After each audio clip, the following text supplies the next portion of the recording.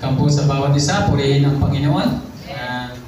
Napakabuti ng Panginoon dahil napakaganda ng panahon ngayon. Nakaraan ng ulan-ulan. Pero binigyan tayo ng Panginoon ng magandang panahon. Tayo po muna yung manalangin. Lord, salamat po Ama sa pagkakataon ito, Panginoon, na binigyan mo na naman kami, Panginoon, ng oras, Panginoon, para kami, Panginoon, makapag-aral ng mga salita, Panginoon. Bigyan mo kami, Panginoon, ng pangunawa, Father, niyan. Buksan mo kami mga isipan, puso, Panginoon, upang matanggap namin, Panginoon, yung mga salita at ito'y mabuhay sa aming mga puso, Panginoon. Salamat po, Ama. Pagpalain mo ang bawat isa, Panginoon, at Lord, ako bilang lingkod mo. Tulungan mo ako, Panginoon, na ito'y makipahagi ayon lang sa iyong kalooban. Pagpalain mo rin yung mga salita sa umagang ito. Pagdalangin sa pangalan ng Panginoon Jesus. Amen. Thank you, Lord. Purihin ang Panginoon. Ang pamagat po ng ating pag-aaralan ngayong umaga ay ang tunay na pagpapala ng Diyos. Salamat sa Panginoon. Yung mga tunay na pagpapala na gustong ibigay ng Panginoon sa atin. Sino ba ang talagang totoong pinagpapala? Amen. Sabi ito, mga totoong naglilingkod, yun ang tunay na pinagpapala.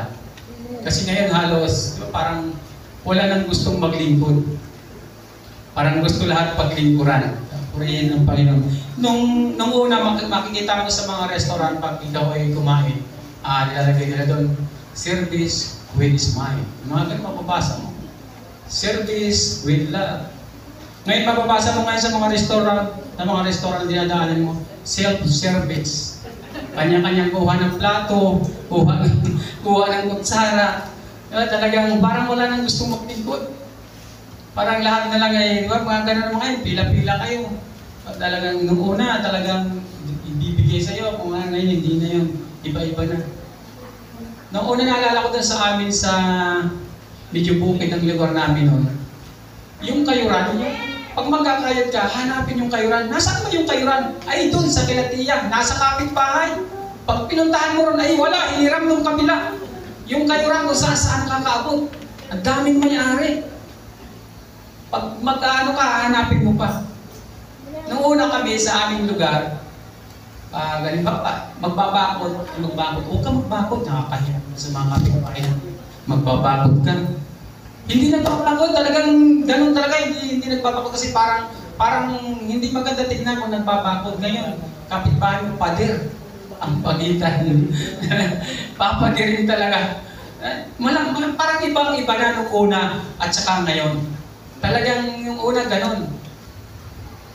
Naalala ko nung sa tatay ko, sabi ng nanay ko, bakura natin yung para, wag, nakakahiya kasi may dumadaan dyan. Baka sabihin niya, sama-sama ng ugali mo, magbabagod ka pa ngayon. Hindi na piliin ganun. So maraming nababago. Maraming na talagang nangyayari at may mga panahon na mga akma yung mga bagay na yun sa panahon na yun, pero ngayon hindi na eh.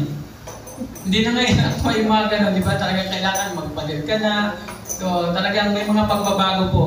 Ang tangi lang kung hindi nagbabago ang salita ng Diyos.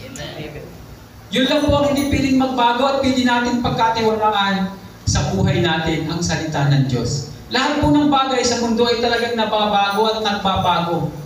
Hindi po piling permanente na ganon. Di ba kahit ngayong batas natin? Minsan may mga bayan na bawal mag-helmet. Sa Taytay nun, ganon bawal mag-helmet. Nung iba na naman yung administrasyon, bawal ang walang helmet. Bago. Walang permanente. Makikita natin walang permanente talaga. Talagang ang salita lang ng Diyos, ang pwede natin pagkatiwalaan sa mundong ito. Kaya yung pinagpapala ay yung patuloy na nagtitiwala sa salita ng Panginoon. Nandun po ang patuloy na pagpapala ng Panginoon sa mga taong gustong magtiwala at maglingkod sa Kanya. Doon po yung pagpapala na ibinibigay ng Panginoon. Sabi nga, pag ang Panginoon ang pinaglilingkuran mo, kahit dayain ka pa nila, kahit lamangan ka pa nila, pag pinagpala ka ng Panginoon, pagpapalain ka niya sa pamamaraang gusto niya at hindi sa paraang gusto mo. Patuloy tayo pagpapalain ng Panginoon. Tapos pinagpapala ka, ang hirap na masustain. Pag yung mga pagpapala ay ikaw lang ang gumagawa. Mahirap yun kasi piling manghina ka, piling ikaw ay magkasakit, piling malugi ang iyong business, piling bumagsak. So hindi mo pwedeng panghawakan na masusustain lahat yun. Pero pag ang Diyos ang kasama mo, Diyos ang kakampi mo, walang kahirap-hirap, may favor pa, makakamit mo yung pagpapala. Yan ang ibigay ng Diyos. Kung minsan kasi, yung paglilingkod natin sa Panginoon, pag tayo nakakaranas ng mga palo, parang nangihina tayo. Tandaan ninyo yung nakakita na kayo ng gulok, yung itak. Bago yan nagiging itak, hinahammer yan. Hinahampas ng hinahampas yan. Pinapalo. Kung minsan pa nakakaranas tayo ng pagpalo, parang iniisip natin, Lord, wasak na ako, winawasak mo pa ako. Kasi nakakaranas ka ng pagpalo. So tandaan natin, binibigyan tayo ng shake ng Panginoon. Inaayos tayo ng Panginoon yung gulok bago maging gulok yan. Ang daming kapapalo dyan, dinadarang pa yan sa apoy. At pag naging gulok na siya, magagamit mo sa magagandang bagay. So huwag mong sasabihin, huwag mong isipin o sasabihin sa Panginoon, Lord, tinuturo mo na ako. Pag pinapalo ka ng Panginoon, hindi ka niya tinuturo yung hinawasak. Hindi iniaayos ka ng Diyos. Para magamit ka sa tamang dapat mong paggamitan at pagpapalain ka ng Panginoon. Hindi ka pwedeng gamitin. Paano ka makakaputol kung yung isang bakal ganito, bilog? Hindi pa ito pwedeng iputol ng isang kahoy. Kailangan siyang gawin mo ng gulong, pukpukin, idarang sa init, at pag nag-shape na siya ng matalas na siya, magagamit mo na. Magagamit mo na sa tama. At ang salita po ng Panginoon, pag alam mo itong gamitin, may pagpapalang tayong makikuha at pakikinabangan sa salita ng Panginoon. Naalala ko tuloy yung isang tao na naglalagari. Nadaanan ng isang may pera. Sabi niya, nakakaawa mo ng tao. Binigyan siya na ngayon ng pagbalik, binigyan siya ng tsenso. Hindi nangyari yung tumanggap siya. Ginawa niya, pag-alis nung nagbigay sa kanya, ginano niya, hinawakan niya. Sabi niya, hindi naman pala ito tumatalab, bigat-bigat pa. Walang pakinabang, hindi niya nagagamit. So isang araw, tumahan yung nagbigay sa kanya, bakit hindi mo ginagamit? Ba't yan pa rin laghanin na ginagamit mo? Sabi niya, ang hirap pala gamitin ito. Hindi ko naman pala nakikinabangan, ang bigat. Samantala ito, napuputol. Ginawa niyong nagbigay, pinaanda, pinutol. Ang dali lang, sabi niya, ganyan pala yan, ang bilis pala niyan pumutol. So isang bagay po, pag hindi natin alam gamitin, hindi natin pakikinabangan. Hindi natin ito pakikinabangan. Ang salita ng Diyos, kung hindi po natin alam gamitin, paano natin ito gagamitin, hindi po natin pakikinabangan. Dapat po alam natin gamitin ang salita ng Panginoon. Kung ano ang dapat gawin, at ang dapat mong gawin, sundin natin ang salita ng Panginoon. May isang tao na may makina siya, sabi niya. Nasira yung makina niya, ayaw umandar. Ayaw umandar yung makina. Sabi ko yung gagawin ko dito, may isang tao na padaan, mekaniko pala yun. Meron lang siyang ginalaw. Umandar yung makina, sabi niya, 3 araw na ako niya na inaayos ko. Hindi ko naaayos. Alam po ninyo, kahit anong effort mo, kung hindi mo ipaubaya sa Diyos ang buhay mo, dahil siya po ang may likha sa atin. Pag siya po ang nakialam sa buhay natin, lahat aayusin niya. Amen. Kahit anong effort natin, hindi natin kayang ayusin ito kasi hindi tayo ang may-ari nito. Hindi tayo ang may likha. Pero pag ang Diyos po ang gumalaw, siya ang nakialam sa buhay natin at pinagkatiwala mo sa Kanya, pagpapalain ka ng Diyos.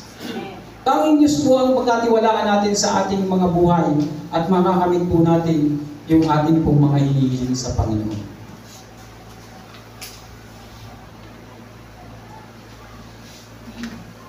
Sino ba ang mga pinagpapala ng Diyos? Ang sabi po sa Matthew chapter 5 verse 3, sabi po dito, pinagpala ang mga taong walang inaasahan kundi ang Diyos, sapagkat kabilang sila sa kaharian ng langit. Sino bang pinagpala? Yung mga tao palang walang ibang inaasahan kundi ang Diyos. Ito yung mga tunay na pinagpala, na kahit dinaya na, masaya pa rin. Ang tunay pong pagpapala, hindi lang pera. May mga taong maraming pera, pero hindi masaya. Yung bang nakagawa mo ngumiti kahit nilalamangan ka. Dahil lagi yung tatandaan, lamangan ka man, lukuhin ka man, meron tayong Diyos na hindi nila kayang lukuhin. At proprotektahan ka ng Panginoon. Ang sabi ng Panginoon, huwag kayong gumanti.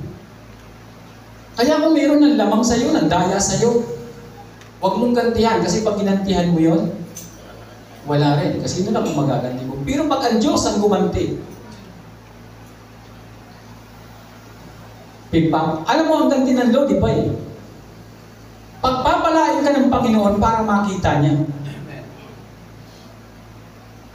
At yung mga gusto niyang mangyari sa iyo, na gagawin, gusto niyang gawin sa iyo, sa kanya yun babalik. Kung naalala niyo si Haman at saka si Mordecai, nagpagawa si Haman ng bitayan. Kasi inis siya kay Mordecai, si Mordecai may Diyos. Ang nangyari, sabi ng hari, ang ginawa, ang binitay, si Haman, doon sa ginawa niyang bitayan. Siya ang ibinitay, hindi yung gusto niyang bitayin. So tandaan ninyo, pag tayo'y tapat sa Panginoon, wala po kayong dapat ipag-alala. Amen. Tanging Diyos po ang magbibigay ng tagumpay sa ating paglilingkod sa Kanya. Amen. May pagpapala po ang Diyos.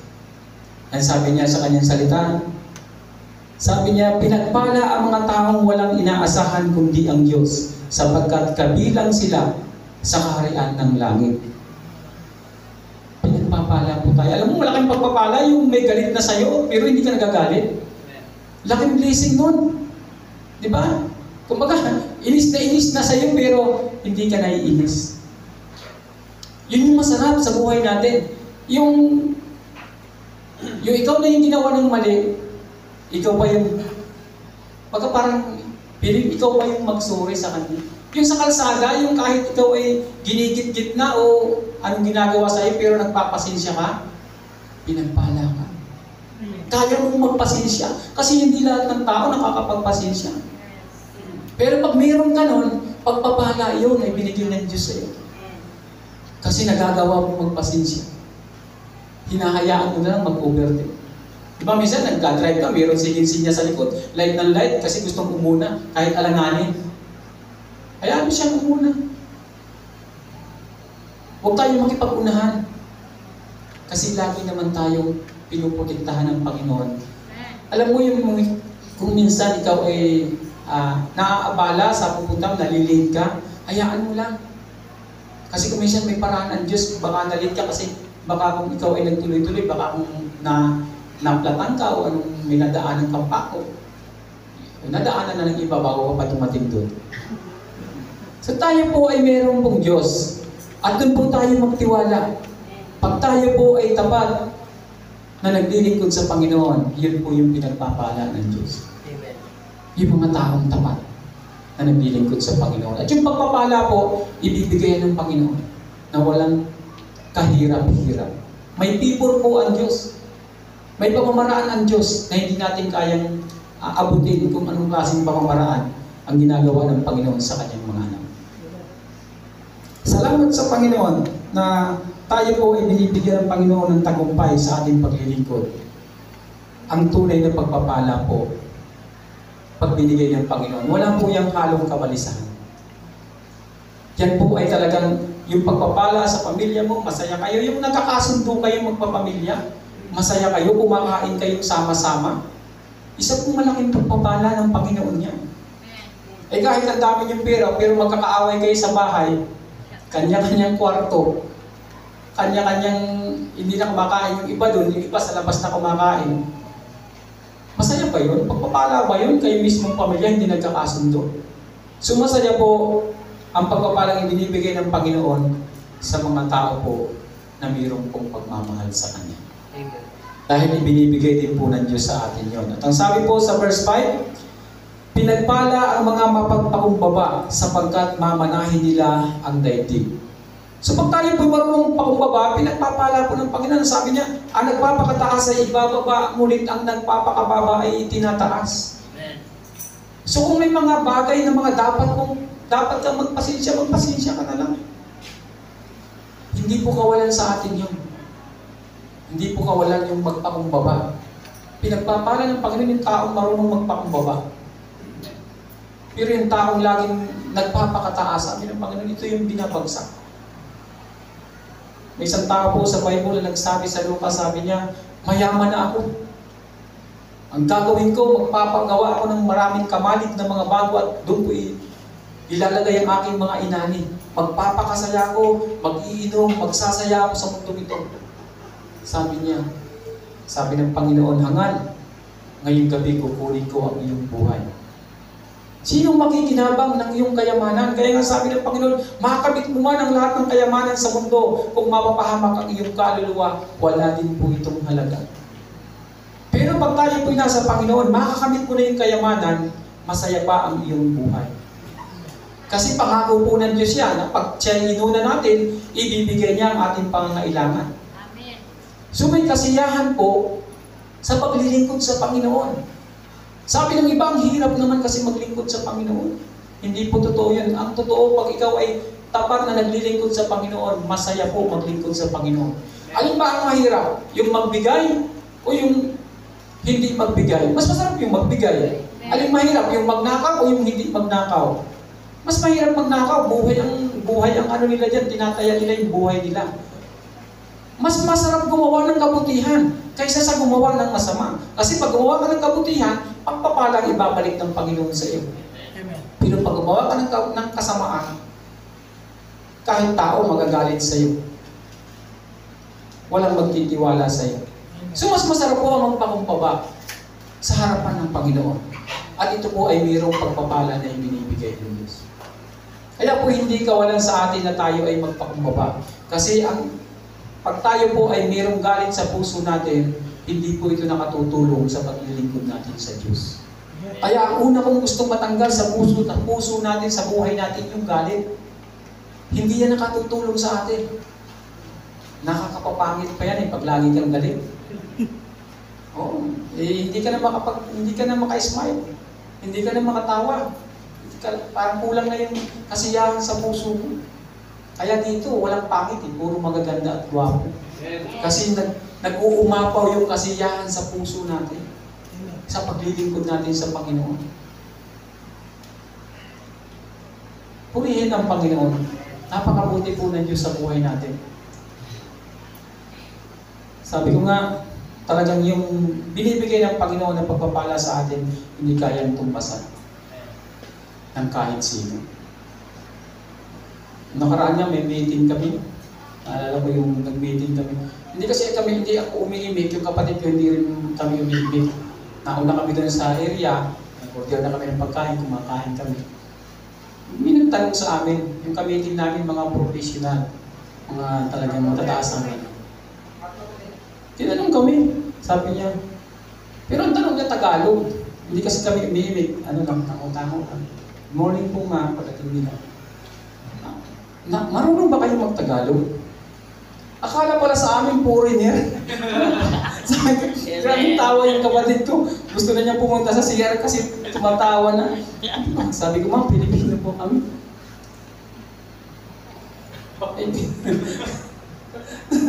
Sabi ko, Lord, salamat Panginoon. Tapos, hindi nila ini-expect na siyempre, yung gano'n na yung edad natin, akala nila ay medyo mas bata pa sa kanila. Talaga napakabuti ng Panginoon. Sabi ko, paano kung in-English kami noon? Sabi ko talagang napakabuti ng Panginoon, tanong siya sa amin. Nagulat yung kapatid ko, kaya nasa kotse na kami, sige, tumatawa pa siya. Kaya, pag tayo po ay nagpapakumbaba, itinataas po tayo ng Diyos. Lagi po tayo maging humble sa puso natin. Huwag tayong magmataas, kasi wala po tayong mapapala doon.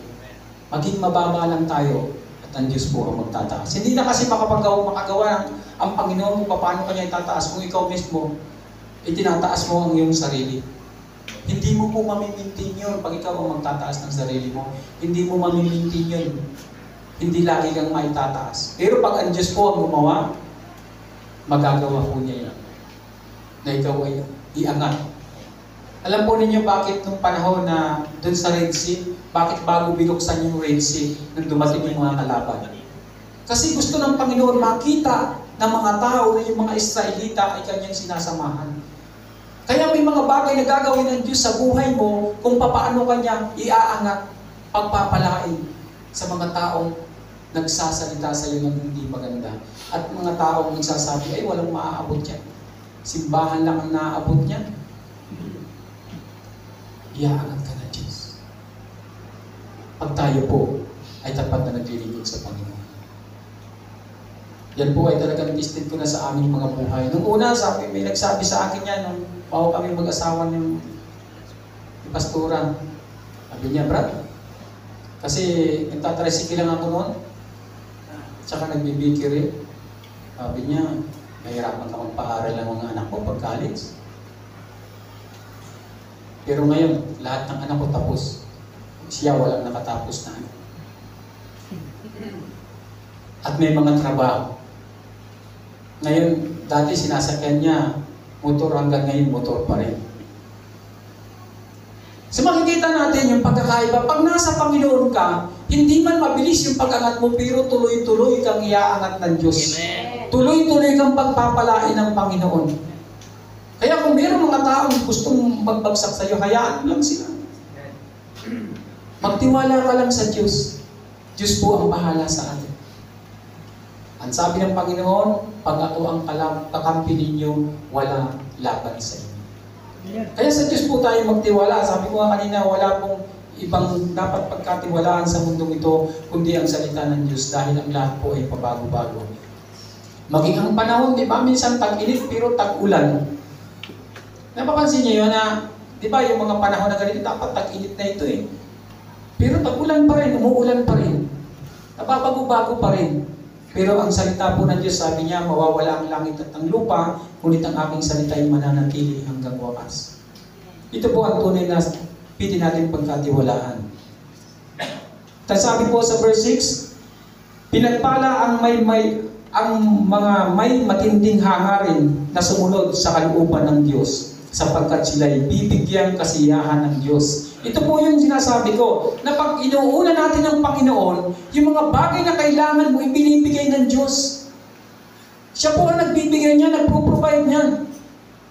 Kasi sabi ko nga, hindi ko kaya magpaaral ng anak ko ng college kasi wala akong pera. Pero nung mag-college sila, nagkapira na ako. Kung gaano, nung magka-college na kasi sila, hindi na ako nagtrabaho. Hindi na rin ako namasada. Hindi ko ini-encourage na huwag kayong magtrabaho. Pero kasi po yung time na yon, nung ako ay tumigil sa pamamasada, tumigil sa pagtatrabaho, nag-full time po ako sa church. Pero wala po yung sweldo. Walang sweldo yun, ha? Pero nagkaroon ako ng maraming business ang time na yon. Nakapag-start ako ng bukupay, nakapag-start ako, lahat ng mga kanin, natutunan kong gawin. Bago ako pumunta ng church, dinideliver ko sa mga tindahan. Mga 20 tindahan, nilalagay. Pag uwi ko, kukunin ko yan, kukuliktahin ko. Mas malaki yung kita ko kaysa naman tatrabaho ako. Mas malaki yung kinikita ko kasi araw-araw, ang dami pong pagkain sa bahay. Kasi yung hindi nauubos, pinamimigay ko pa. May kita na ako.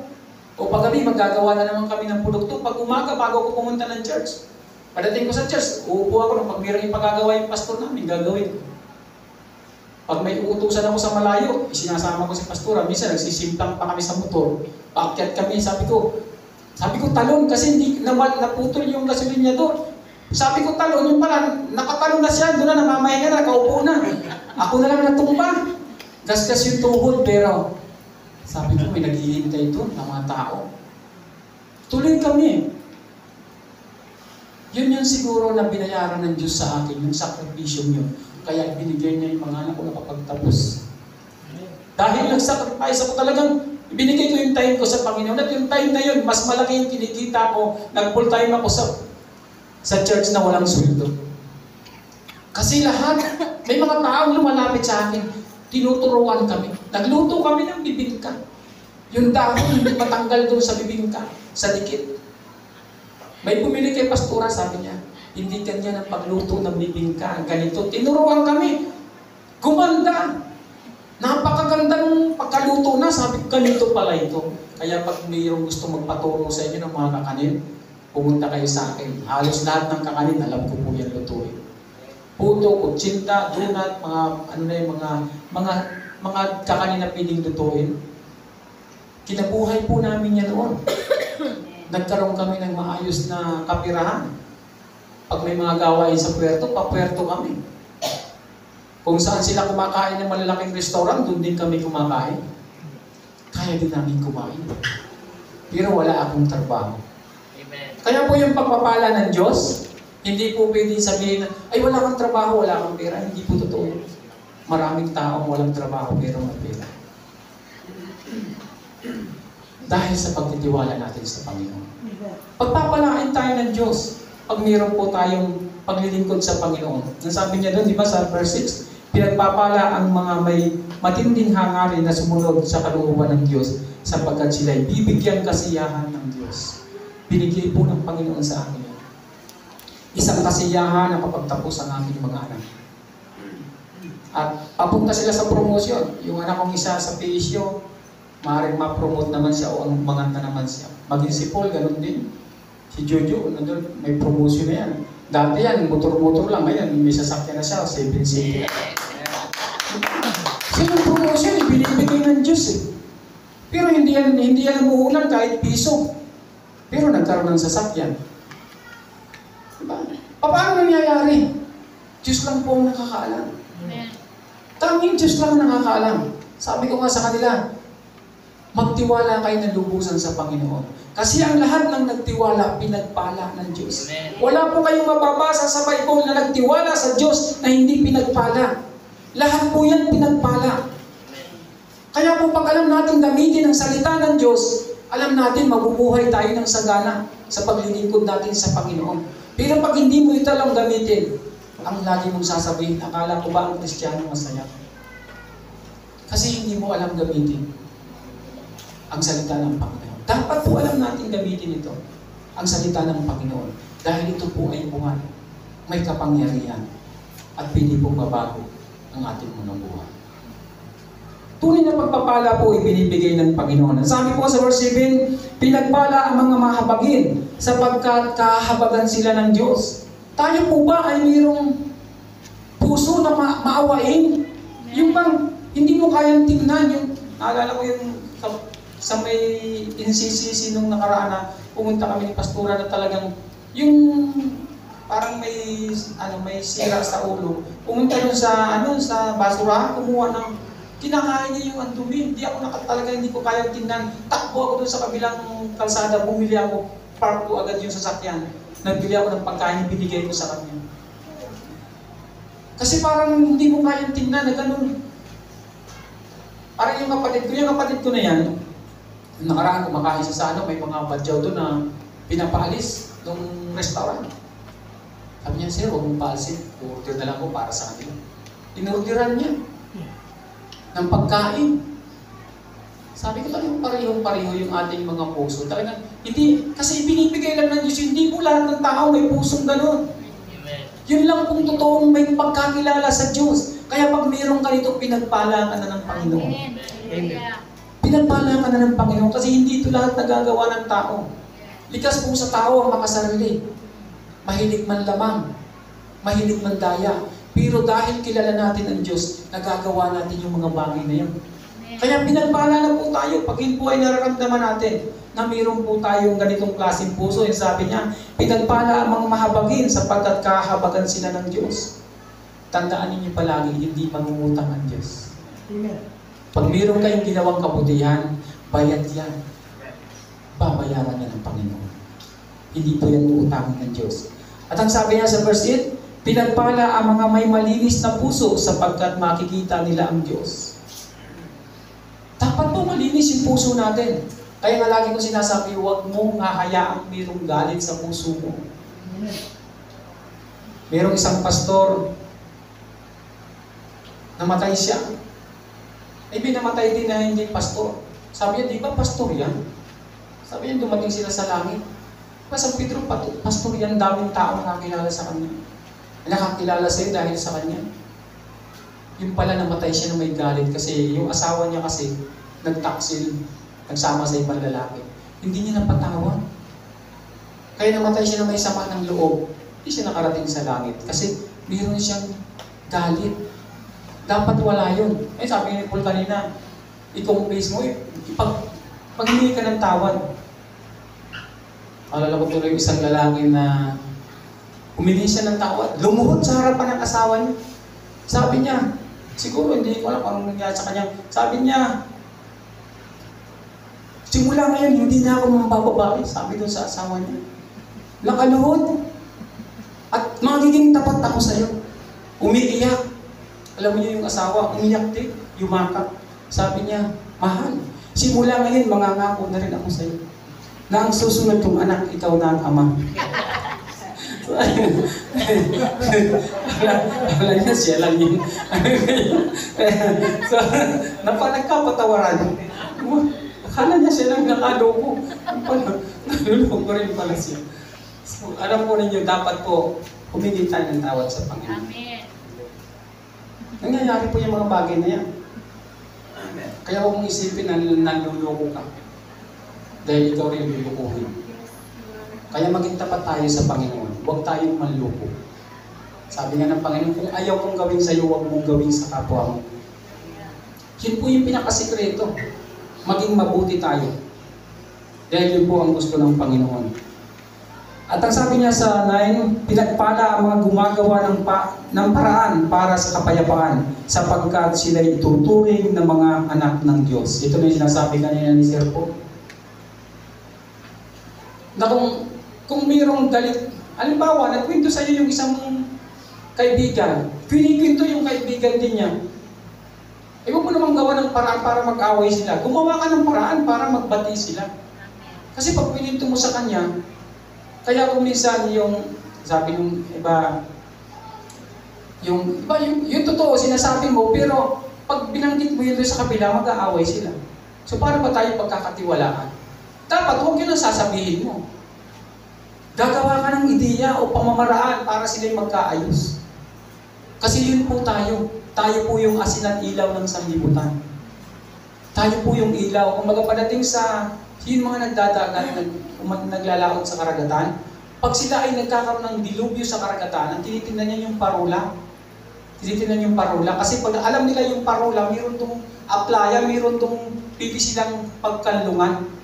So tayo po, kung may malumalapit sa atin ng mga tao, ang tingin po sa atin ilaw. Kaya dapat mayroon din tayo nasasuggest sa kanila. Alam po ninyo, minsan may mga pinagdadaanan tayo, hindi yan para sa atin. Para yan sa mga tao na gustong lumapit sa atin. Na tayo ay makita nila na mayroong ilaw sa ating mga puso. Mayroon tayong kabutihang loob na pwede mo maibahagi sa kanila. Ang purpose po natin bilang mga tao ay makatulong. Kaya po tayo pinagpapala ng Diyos kasi kailangan natin makatulong sa ating kapwa. At sabi po sa last verse, pinagpala ang mga inuusig ng dahil sa kanilang pagsunod sa kalooban ng Diyos, sapagkat kabilang sila sa kaharian ng langit. Pinagpapala rin. Kaya kung sinasabihan ka, huwag ka nang mag-simpa, Kristo ba? Araw-araw ka na dyan sa church. Wala ka nang ginawa kundi manalangin. Ma'am, makakain mo ba yung panalangin mo na yan? Pag may mga ganun, hayaan mo lang sila. Hayaan mo lang sila. Tuloy-tuloy ka lang maglingkod sa Panginoon. Manalangin ka. Kung buong pamilya nyo nananalangin, tuloy-tuloy lang ninyo, hayaan mo sila kung anong sabihin nila. Ang mahalaga, kilala mo ang Diyos mo. Kilala natin ang Diyos natin na mayroon siyang kapangyarihan at magagawa niya yung lahat ng bagay. Dapat ganun po, dapat kilala natin ang ating Diyos. Pag hindi mo kasi siya kilala, parang sa magulang. Ang magulang, pag sinabi mo, ang tatay mo, hindi magandang ugali. Pero yung anak ko, mas kilala niya yung tatay. Hindi mabait ang tatay ko. Kilala ko ang tatay ko. Ipagtatanggol mo yan, tatay mo yun eh. Tayo, dapat alam natin kung paano rin natin ipagtatanggol ang ating Panginoon. Sabihin, walang magagawa, hindi ka yayaman kung ganyan ang gagawin mo. Araw-araw ka nananalangin. Diyan ka na lang lagi. Sabi nga nung iba, mahirap magtiwala sa, sabi kasi, nasa Diyos sa kawa, nasa tao ang gawa. Hindi po totoo yun. Nasa Diyos po ang lahat. Ay, nasa iyo nga ang gawa. Ay, paano kung hindi ka bigyan ng lakas? Makakagawa ka? Makakabangon ka? Hindi ka makakatrabaho. Tanging Diyos lang ang may control ng lahat. Sabi ko nga, ang lahat, kahit tayo, wala tayong pagmamayari sa mundo ito, kahit buhay natin, hindi natin pagmamayari. Tanging Diyos lang ang nakakaalam. Kaya kung maglilingkod po tayo sa Panginoon, gawin natin yung paglilingkod na 100% po sa Panginoon. Amen. Kung kaya niyong manalangin, manalangin kayo araw-araw. Huwag kayong magsawang manalangin araw-araw. Kung kaya niyo pumunta rito, pumunta kayo dito. Araw-araw po tayo may prayer. At sa December 1, start na po yung 24/7 na pananalangin. Kung meron kayong oras na gustong kunin, papaskil po yan dyan tulad ng nakaraan.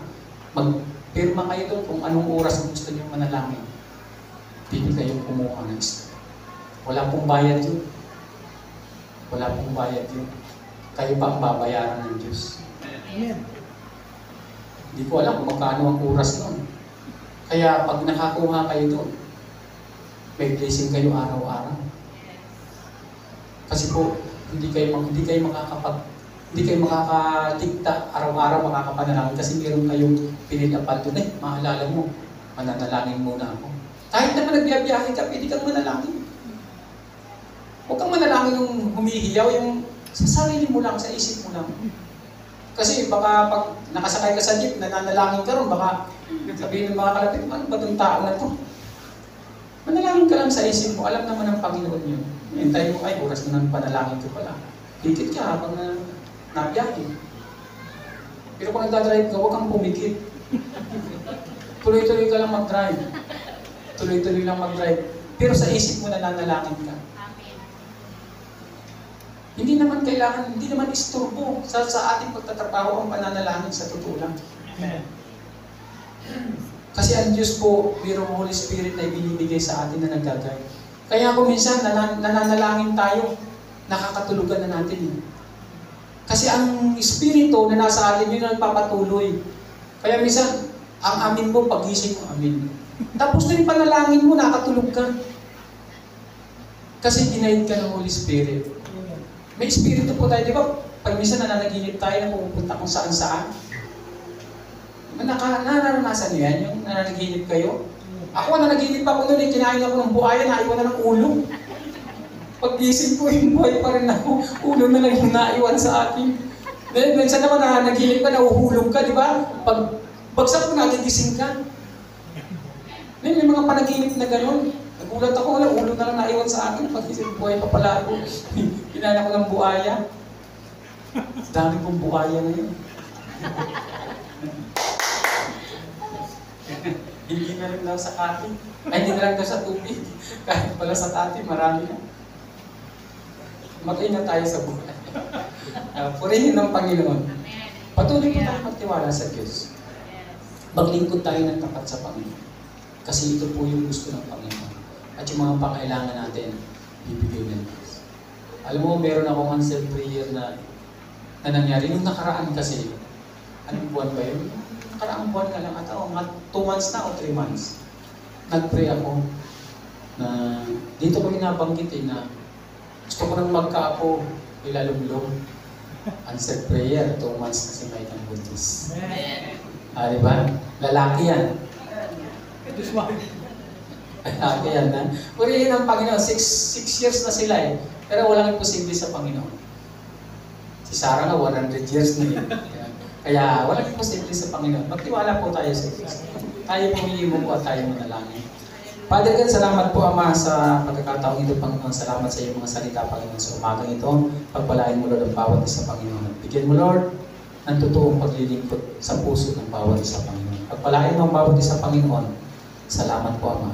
Pagdalangin sa pangalan ng Panginoon Jesus. Amen. Thank you, Lord.